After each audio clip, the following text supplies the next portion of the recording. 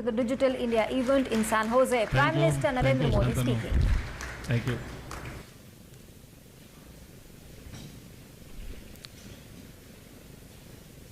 Thank you, Shantanu. John, Satya, Paul, Sundar, Venkatesh, a big thank to you.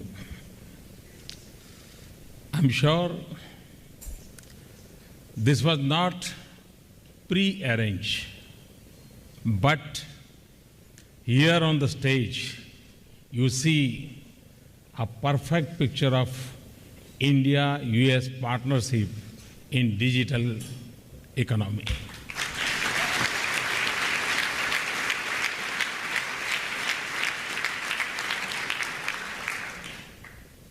Good evening, everyone. If there was ever a gathering under one roof that could claim to be shaping the world, it is this.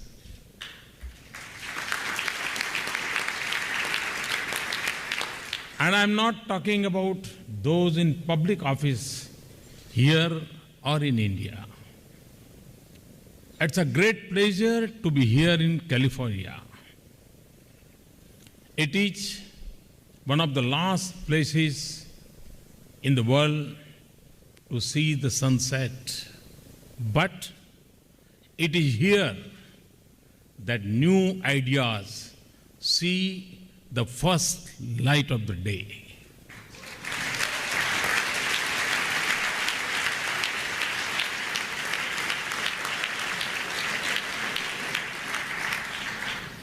It's a great honor that you have joined us tonight. I have met many of you in Delhi and in New York and on Facebook, Twitter, Instagram. These are the new neighborhoods of our new world. If Facebook were a country, it would be the third most populous one and the most connected. Google today has made teachers less awe-inspiring and grandparents more idle. Twitter has turned everyone into a reporter.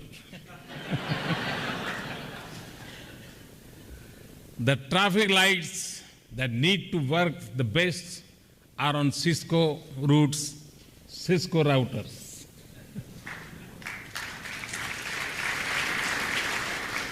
The status that now matters is not whether you are awake or asleep, but whether you are online or offline.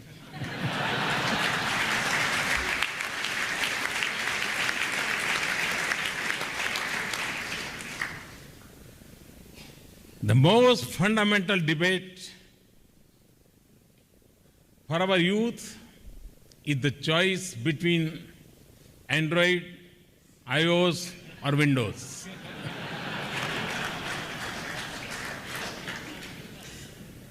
From computing to communication, entertainment to education, from printing documents to printing products, and now to Internet of Things, it has been a long journey in a short time.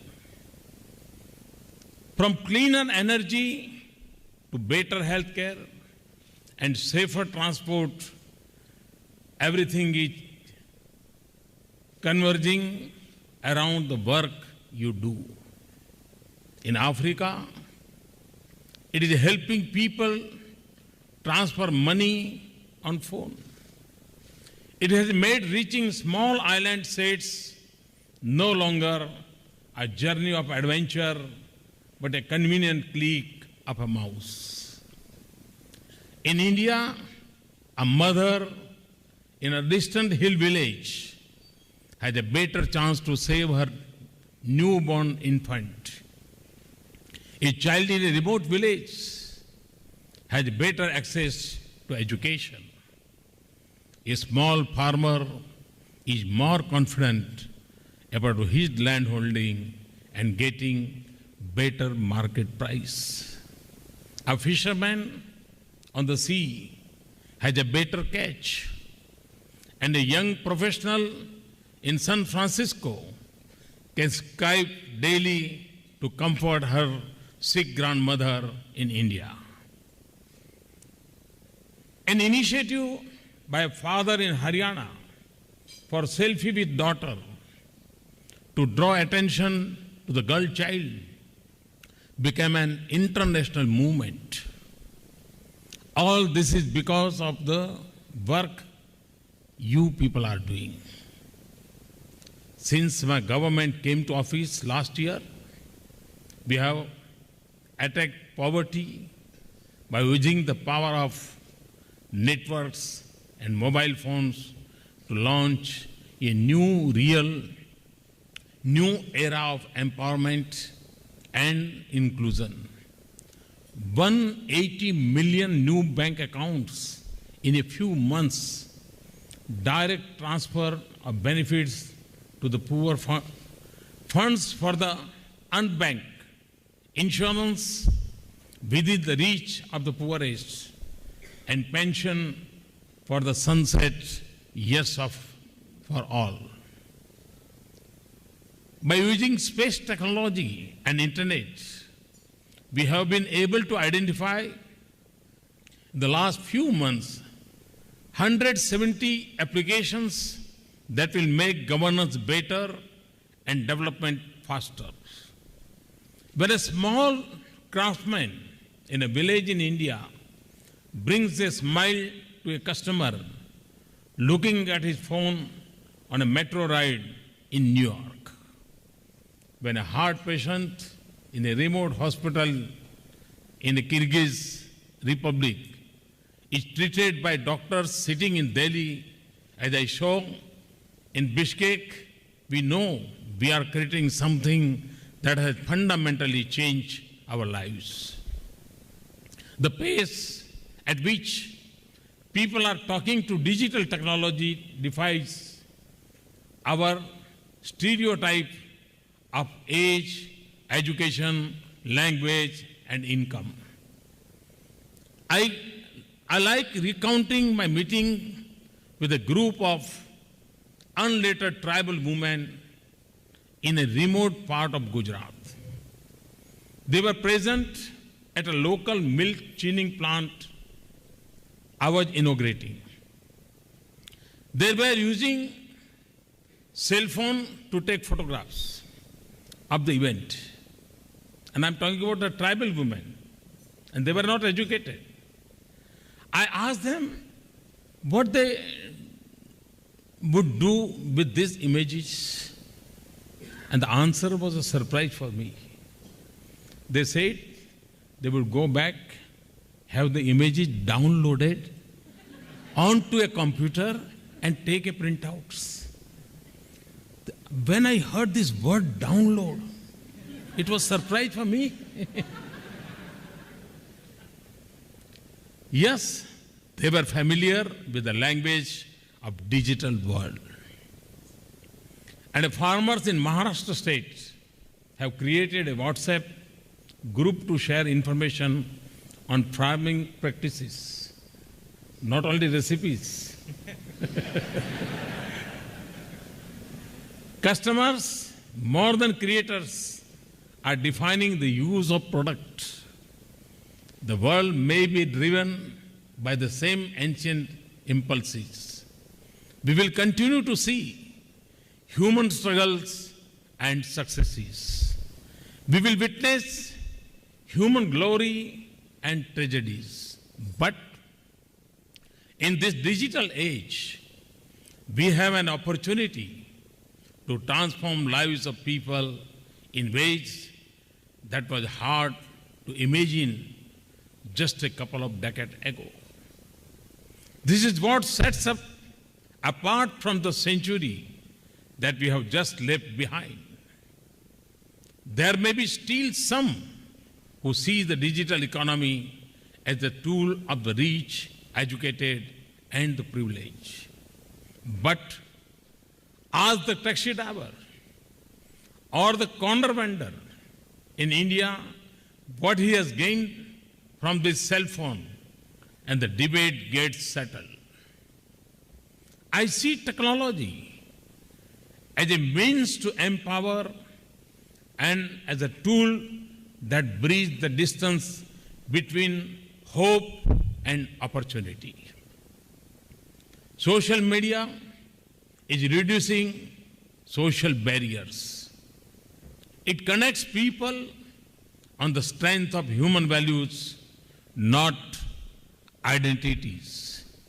Today, technology is advancing citizen empowerment and democracy that once drew their strength from constitutions. Technology is forcing governments to deal with massive volumes of data and generate responses not in 24 hours, but in 24 minutes. When you think of the exponential speed and scale of expansion of social media or a service, you have to believe that it is equally possible to rapidly transform the lives of those who have long stood on the margins of hope. So friends, out of this conviction was born the vision of Digital India. It is an enterprise for India's transformation on a scale that is perhaps unmatched in human history. Not just to touch the lives of the weakest, farthest, and poorest citizens of India, but change the way our nation will live and work. For nothing else will do in a country with 800 million youth under the age of 35 years, impatient for change and eager to achieve it. We will transform governance, making it more transparent, accountable, accessible, and participative. I spoke of e-governance as a foundation of better governance, efficient, economical, and effective. I now speak of m-governance or mobile governance. That is the way to go in a country with 1 billion cell phones and use of smartphones growing at high double-digit rates. It has the potential to make development a truly inclusive and comprehensive mass movement. It puts governance within everyone's reach. After mygov.in, I have just launched the Narendra Modi mobile app. They are helping me stay in close touch with people. I learn a great deal from their suggestions and complaints. We want to free our citizens from the burden of excessive paper documents in every office. We want paperless transactions. We will set up a digital locker for every citizen to store personal documents that can be shared across departments. We have set up e-beach portal to make approvals for business and citizens easy and efficient so that they concentrate their energy on their goals, not to government processes. We are using technology.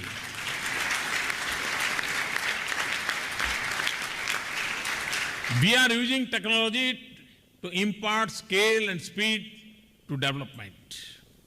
Information, education, skills, healthcare, livelihood, financial inclusion, small and village enterprises, opportunities for women, conservation of natural resources, distributed clean energy, entirely new possibilities have emerged to change the development model.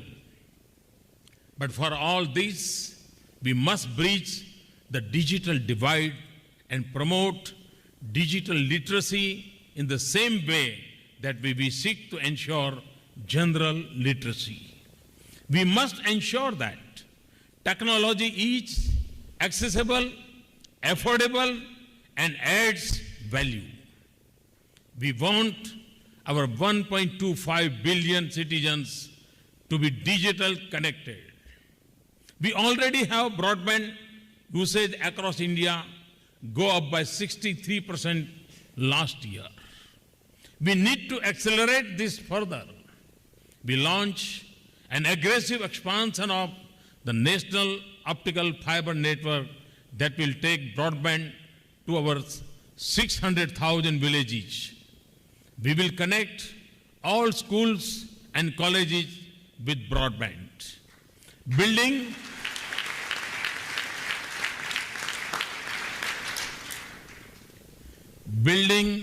highways are as important as highways.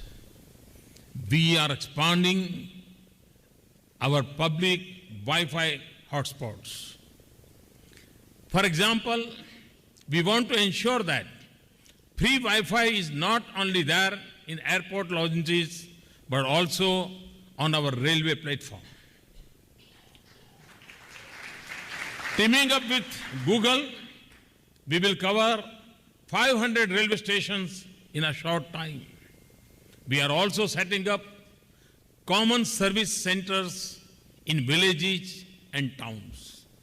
We will also use information technology to build smart cities. And we want to turn our villages into smart economic hubs and connect our farmers better markets and makes them less vulnerable to the whims of weather. For me, access also means that content should be in local languages. And I'm happy that Sundar has already announced.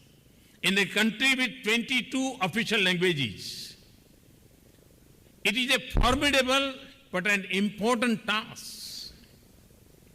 Affordability of products and services is critical for our success. There are many dimensions to this.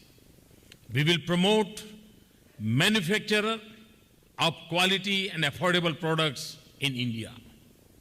This is a part of our vision of Make in India and Digital India and Design in India.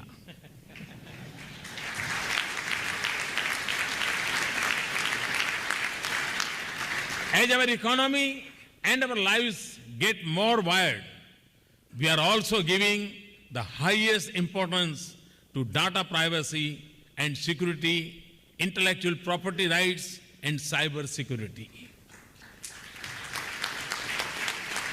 And I know to achieve the vision of Digital India, the government must also start thinking a bit like you.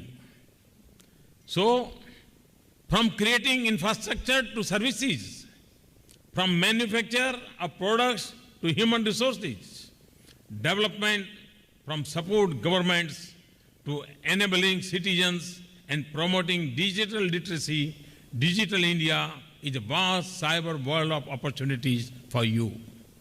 The task is huge. The challenges are many, but we also know that we will not reach new destination without taking new roads. Much of India that we dream of is yet to be built. So we have the opportunity to shape its path now. And we have the talent, enterprise, and skill to succeed. We also have the strength of the partnership between India and the United States. Indians and Americans have worked together to shape the knowledge economy. They have made us aware of the vast potential of technology. From large corporate to young professionals in this great center of innovation, each can be part of the digital India story. The sustainable development of 1/6 of humanity will be a major force of good for our world and our planet. Today, we speak of India-US partnership as a defining partnership of this century. It hinges on two major regions, both in California. We all know that the dynamic Asia-Pacific region will shape the course of this century. And India and the United States, the world's two largest democracies, are located at the two ends of this region. We have the responsibility to shape a future of peace, stability, and prosperity in this region. Our relationship is also defined by the power of youth, technology, innovation. This can ignite a partnership that will advance and sustain prosperity in our two countries. Even more, in this digital age, we can draw on the strength of our values and partnership to shape a better and more sustainable future for the world. Thank you very much. Thanks a lot. Thank you.